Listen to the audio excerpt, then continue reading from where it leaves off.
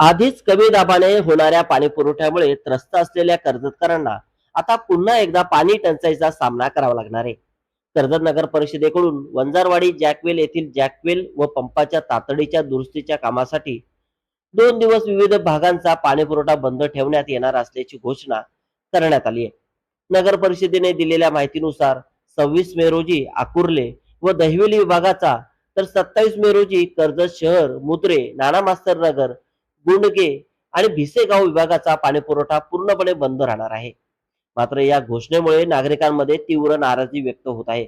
कारण गेल्या अनेक महिन्यांपासून कर्जत नगर परिषद हद्दीतील अनेक भागांमध्ये कमी दाबाने पाणी पुरवठा होत आहे. अनेक ठिकाणी नागरिकांना पुरेसे पाणी मिळत नसल्याने टँकर आणि पर्यायी साधनांवर अवलंबून राहावे लागत आहे. अशातच वारंवार होणाऱ्या दुरुस्तीच्या कामामुळे पाणी पुरवठा खंडित होत असल्याने नागरिकांचा संताप वाढू लागलाय. कधी पाईपलाईन दुरुस्ती, कधी मोटार बिघाड, तर कधी जॅकवेलची कामे, अशा कारणांमुळे पाणी पुरवठा वारंवार बंद होत असल्याची भावना नागरिक व्यक्त करीत आहेत. उन्हाळ्याच्या अखेरीस आणि पावसाळ्याच्या तोंडावरही पाण्यासाठी हेलपाटे मारण्याची वेळ येत असल्याने नगर परिषदेच्या नियोजनावर प्रश्नचिन्ह उपस्थित केले जात आहे. दरम्यान नगर परिषदेने नागरिकांना आवश्यक तेवढा पाणीसाठा करून ठेवण्याचे आवाहन केले असून या कामासाठी सहकार्य करण्याची विनंती केली आहे.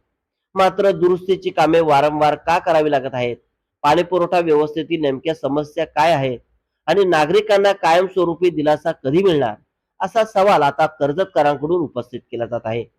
पाणी पुरवठ्याच्या समस्येमुळे आधीच नागरिकांची बोंब सुरू असताना पुन्हा 2 दिवसाची पाणीबंदी जाहीर झाल्याने कर्जत शहरासह परिसरातील रहिवाशांना आणखी एकदा पाणी संकटाचा सामना करावा लागणार आहे.